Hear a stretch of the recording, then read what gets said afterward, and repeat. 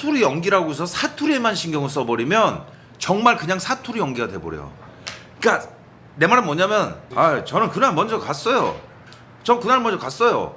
그러면 그날 먼저 갔다라는 게 중요한 거잖아. 도솔도 사투리를 하는데 도솔도 이게 경상도 사투리니까 도솔도 그놈이 갔는데 나 모릅니다. 그러면 이거를 이렇게 사투리 음을 하면서 감정에 더 신경을 써줘야 돼. 그래서 사투리를 요구하지 않는데 오디션에서 사투리 연기를 해버리면 탈락률이 2배가 높아진 이유가 이것 때문이야. 사투리가 문제라서가 아니라 사투리만 해버리면 심사원이 알아차려. 이 사람은 사투리인 줄 하는지 모르지만 감정에 긴장을 많이 한 애가 또 오히려 더 보여요. 그러니까 사투리 연기 잘하는 최선의 방법은 도솔도 이 음을 계속해서 음을 연구를 해보신 다음에 사투리를 싹 잊어버리고 그냥 표준화 하듯이 감정을 더 넣어버려. 그러니까 처음에 가지고 나 그날 먼저 갔어요 이거잖아. 예를 들어서 표준어로 하면 저 그날 제가 먼저 갔는데요. 그날 먼저 갔어요 해가지고 난 뭐 아무 문제 없어요 라든가 난 뭐 결백해요 이런 식으로 간다라든가 감정을 더 넣어줘야 된다고. 사투리 연기일수록 감정을 넣어줘야 아주 기가 막힌 사투리 연기를 할 수 있어. 그러니까 옛날 영화지만 친구 한번 보세요. 그거 거기 보면 유호성 배우하고 장동건 배우하고 거기 사투리들도 잘하지만 감정을 위주로 해서 가잖아. 그 사람들이 뭐 사투리 거기 의식해서 하긴 하지만 옛날 영화지만 그것도 이제 옛날 영화 됐지만 그 영화가 그래도 나름 그 명작이라고 우리가 추앙받는 이유 중에 하나가 거기 사투리 연기가 정말 잘하는 거야. 왜 잘하냐면 사투리에만 신경 쓰는 자의식이 별로 안 보여. 유호성 배우도 그렇고 이렇게 장동건 배우도 그렇고 보면 그렇잖아. 예를 들어서 대표적인 게 내부자지. 내부자의 조승우 배우나 이병헌 배우가 둘이서 해가지고 뭐 이렇게 하는 것도 보면 뭐 경상도 전라도 사투리 다 하고 있음에도 불구하고 사투리보다는 둘의 캐릭터의 태도 감정이나 감정선에 집중하고 있지. 조승우가 워낙 명배우니까 내가 사투리에 너무 넣어버리면 내 연기가 가려지는구나 해서 적절하게 조절을 해주거든.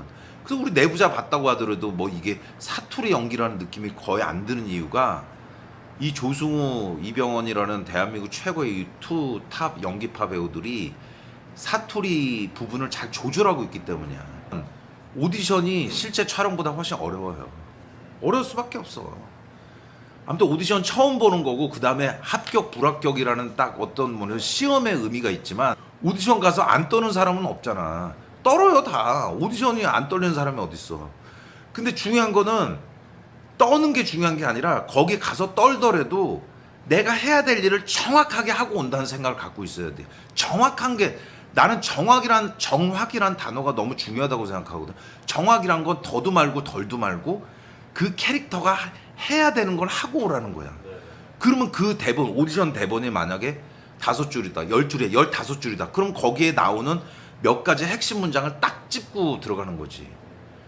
그러니까 그 핵심 문장만큼 그게 핵심 문장이 코믹하다라든지 아니면 악역인데 아주 못돼서 비아냥거린다든지 그럼 그 동사는 내가 이 사람들 앞에서 확실하게 해주고 와야지 이 생각을 갖는 게 중요한 거지. 그리고 중요한 거는 뭐 뻔한 얘기지만 오디션이야말로 현장 분위기에 일도 신경 쓰면 안 돼.